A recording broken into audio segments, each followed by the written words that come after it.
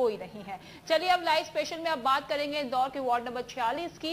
यहां से बीजेपी की पद्मा भोजे वार्ड पार्षद है, जो MIC सदस्य होने के साथ महिला एवं बाल विकास का प्रभार भी संभालती है। क्षेत्र में तकरीबन 16,500 मतदाता है। क्षेत्र विकास की दृष्टि से विकसित कहा जाता है, लेकिन कचरा प्रबंधन में अभी भी बहुत कुछ करना बाकी है। इलाके में समस्याओं की बात करें तो गंदे पानी और ड्रेनेज की समस्या से अभी तक यहां के निवासियों को निजात नहीं मिल सकी है।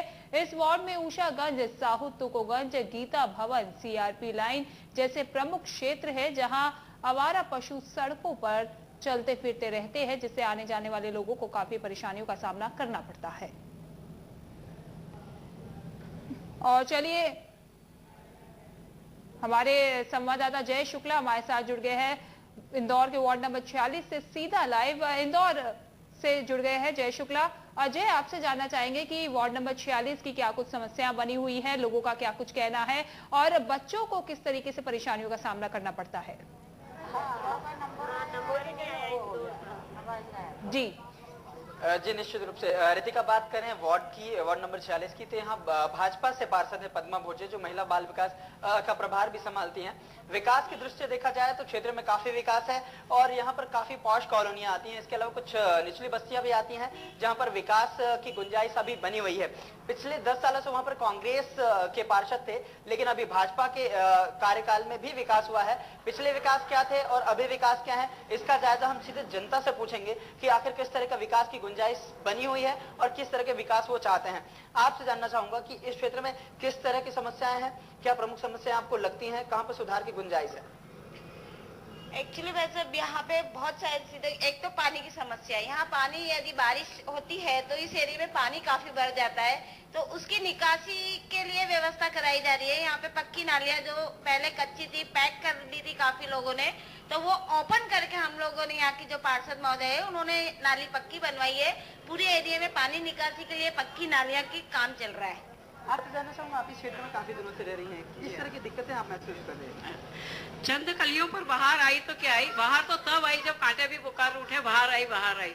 तो बीजेपी भारतीय जनता पार्टी का जो हमारी 8वीं बार में सुमित्रा महाजन जी खड़ी हुई हैं और हमारी क्षेत्र की पार्षद पद्मा जी भोजे हैं, वो सबको साथ लेकर के बहुत अधिक काम करती हैं। साथ में भी जैसे आप बहन ने बताया, पानी की समस्या है, साथ में कचरे की समस्या है, साथ में आप रोड का विकास अच्छा हुआ। यानी अभी जब से बीजेपी के हमारे महापौर कृष्ण मुरारी मोघे जी आए हैं, उनने काफी मात्रा में विकास किया है। और अब हमारी बीजेपी की पार्टी आने के बाद, यानी विशेष करके मोदी जी के आने के बाद में वो बहुत अधिक मतलब सैंक्शन कर सकेंगे हमारा उसमें।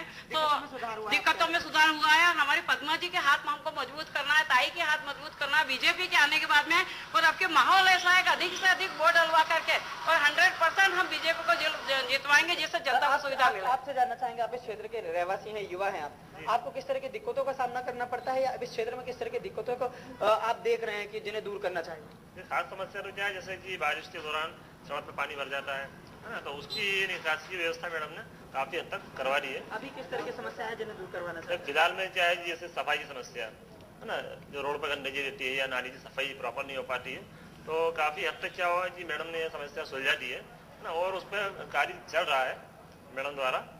और हो सकता है ये निकट भविष्य में ये सारी समस्याओं से हमको जूझना ना पड़े। जी रितिका, हमारे साथ पार्षद भी यहाँ पर मौजूद है जिनसे हम बात करेंगे। पद्मा जी, आपसे जानना चाहूंगा, आपके क्षेत्र में दिक्कतें भी हैं, विकास हुआ है, निश्चित रूप से विकास हुआ है, पॉश इलाके हैं, लेकिन अभी किस तरह की दिक्कतें हैं जो जनता की अभी सामने आ रही है, उन्हें आप किस तरह से दूर करें?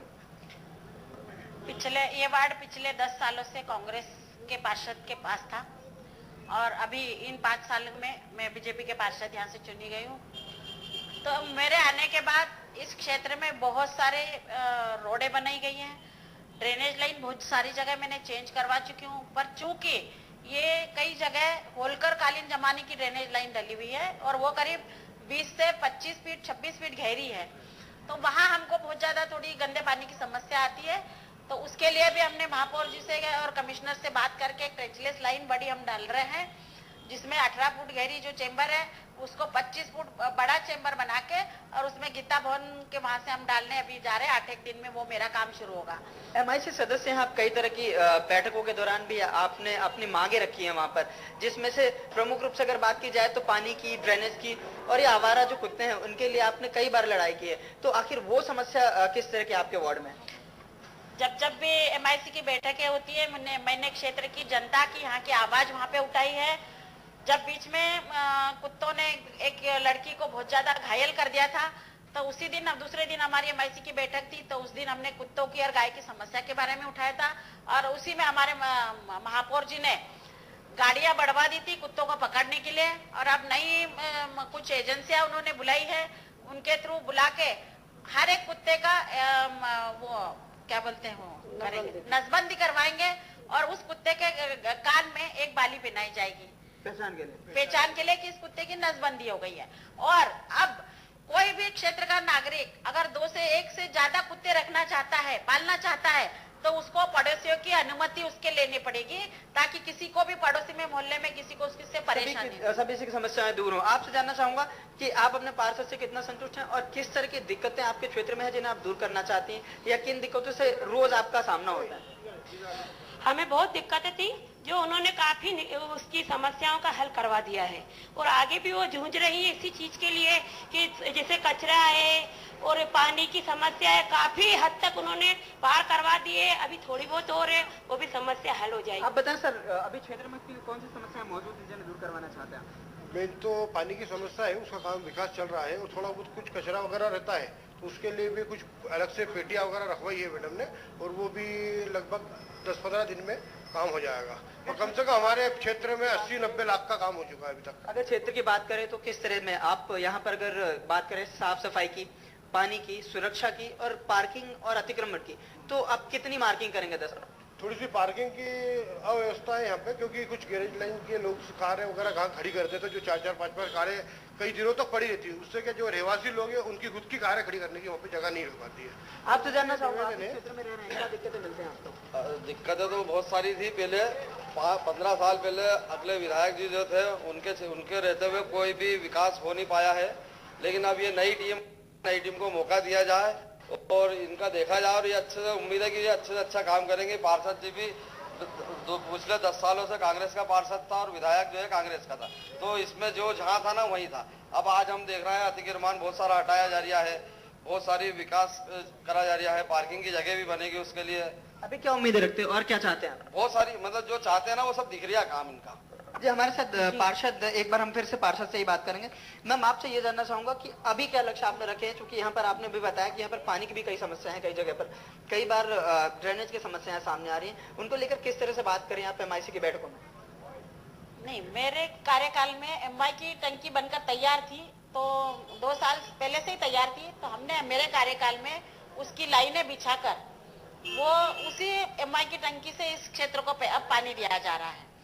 क्योंकि अभी नई रसोई गैस की लाइन भी यहाँ पे डाली जा रही है, ट्रेंचलेस लाइन, तो कभी कभी उनके द्वारा भी वो पानी की लाइन फूट जाती है, और उसके कारण ये गर्मी में थोड़ी सी वो लाइन जब तक ठीक नहीं होती तब तक इनको दिक्कत आती है।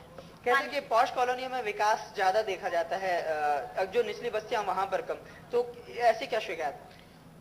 ऐसी शिकायत तो नहीं है, पर पॉश कॉलोनी में लोगों की मेंटेलिटी अलग होती है और निचली बस्ती में लोगों की मेंटेलिटी थोड़ी अलग होती है।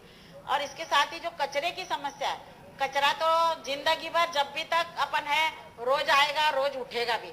हमारे महापौर जी ये प्रयास कर रहे हैं कि जल्दी से जल्दी कचरा उठे। मैंने भी हमारे बहुत सारे जो प्रमुख पॉइंट्स है वो मैंने लिख के दिए हैं A to Z कंपनी को और कमिश्नर को, स्वास्थ्य अधिकारी को, कि इस जगह का कचरा 2 बार उठाया जाए, क्योंकि कचरा बहुत ज्यादा आता है। मैंने सांसद निधि से भी एक 6 लाख की कचरा वाहन प्राप्त किया है, ताकि कई जगह का जो ढेर पड़ा रहता है वो हमारे दरोगा को बोल के हम वो उठवा लेते हैं। और क्षेत्र की लोगों की भी कई डिमांड रहती है कि हमारे आज ये कचरा पड़ा है, ये मटेरियल पड़ा है, तो हम उसको भी हम आजकल उससे उठवा लेते हैं। इसलिए सांसद महोदय से भी मैंने ड्रेनेज के लिए भी मुझे पैसा मिला, वाहन के लिए भी पैसा मिला, कई जगह ब्लॉक टाइल्स लगाने के लिए भी मुझे बहुत सारा पैसा उनके द्वारा मिला है।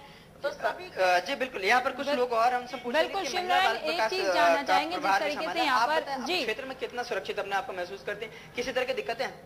नहीं, कोई दिक्कत नहीं। जी रितिका। जी शिवनारायण, तो साफ तौर पर यहाँ पर महापौर, नगर निगम अधिकारियों की तरफ से सहयोग मिल रहा है, इसलिए पार्षद का जो काम है, जो विकास कार्य है, वो पूरे हो गए हैं। चलिए, बहुत बहुत शुक्रिया शिवनारायण इस तमाम जानकारी के लिए। तो आपने देखा कि किस तरीके से यहाँ के पार्षद का साफ तौर पे कह रहा है कि विकास कार्य हुए हैं।